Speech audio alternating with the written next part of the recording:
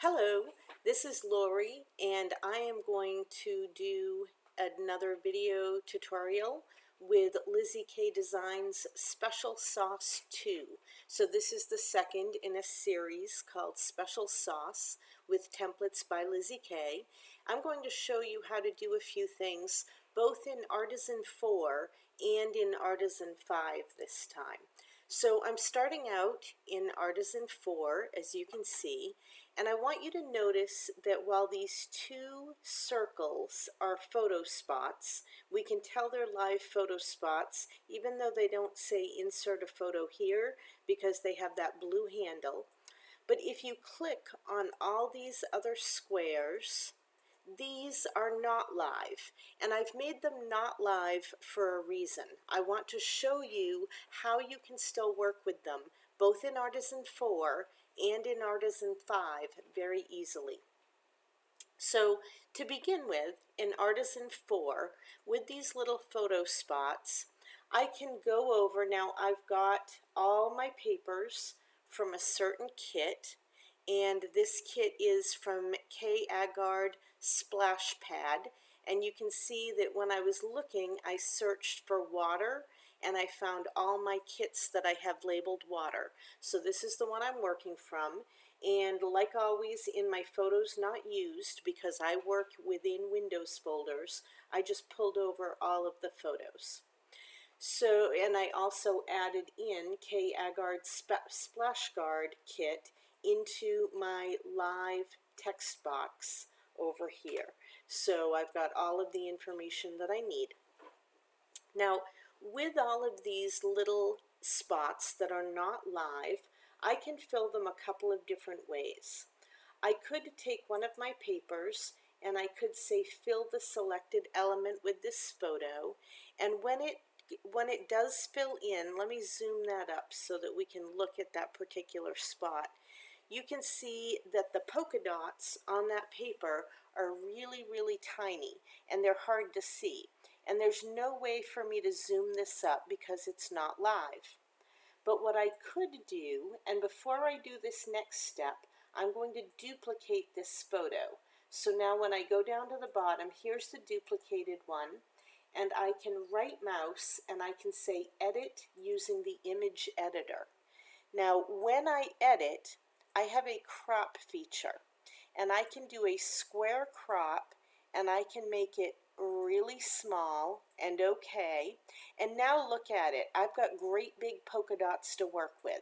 So I'm going to okay that, and this looks almost like a totally different paper.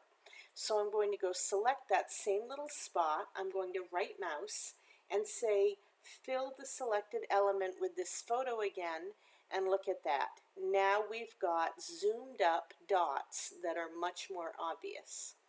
So I can easily do that with any of these patterns. I can either fill, or if I'm not happy with that, I'm going to go ahead and duplicate it first so that I still have this option to work with, because I may decide that I want to play with it, but I'm going to do edit using the edit using the image editor, and then I don't have to do square. I could keep it in that same orientation. It really doesn't matter. I could change the orientation to kind of match the orientation of that particular spot if I wanted to move it, if the pattern was different in a different place on the page. I could even say custom, and then I could change it in a different way. But however I do it will now be saved over here under the photos now not used. So you can see I still have it selected. Now I'm going to say fill, and did you see how the flowers got bigger? The design got bigger on that square. So again, with Artisan 4, even though these aren't live, I can easily work with them and play with them and make these designs fill in the way I want to. So again, I will duplicate this photo. I will edit using the image editor. I'll go to square. I'll shrink it down. I will again fill, and look how that changes it. Okay, so we are going to switch over to Artisan 5 now. You can see I'm on Artisan 5. I filled in the photos I'm going to use, hence the reason that I searched for water in my Windows folders. Here's that same square up here, and here's the one with the little dots that I used before. So I'm going to fill the selected element with this photo. Now the nice thing is this cutting board is basically the same as that image editor, but normally over on A4 it would come up like this, which would mean our dots would be teensy tiny. I'm going to cancel and do that one more time. So instead of having to do edit using the image editor, I can just say fill the selected element with this photo. This is one of the reasons why I love using Artisan 5 so much. Because this square is small, it does the same size on this big 12 by 12 piece of paper. I can say okay, and look at that. The dots are much bigger. I can see them better. But if I'm not particularly happy, I want to go back, and maybe I want a few more dots in that. I can just stretch it out and say okay, and there we go. Very easy to do without having to duplicate and without having to go into the image editor with a separate mouse click. So here's that flowered paper. Again, if I wanted to, I could stretch it out to get it the size that I think I want, and I can play with it from there. Now there is one more thing that you can do with these little squares. I'm going to go to this one. It looks like it's kind of a funky shape, but you can see, and I'll scroll down over here, you can see that it's kind of underneath this circle to finish it out, but it really is a funky shape. So if we'd made these live, they probably would be rectangles under there. But don't fear, it's still very easy, and in Artisan 4 and in Artisan 5 you can do exactly what I did, even with this funky shape, just like I did with this rectangle. So first, let me move it to the front so that you can see. It really is kind of a funny shape. I'll undo and put it back to where it was. I can, of course, just fill in the same exact way that I've been filling. But what if for some reason I really do want this to be live?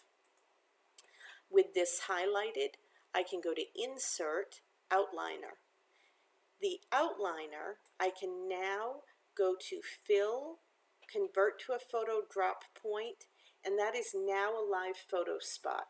If I pull this paper in, see the blue handle? I can zoom and I can pan to however I want. Now right now it is way up on top, so I might want to just drag it down to the right spot. And you can also see how it has that stroke around it. If I don't want that stroke there, I can say none. Now in this case, it totally doesn't matter because the stroke is hidden behind this top piece. And this top piece, let's take a look at it, this top piece hides all those areas really nicely. So we don't need to worry about the stroke, but if you did see the stroke and needed to get rid of it, you could easily do that right up here to say none. So that's just a few ways between Artisan 4 and Artisan 5.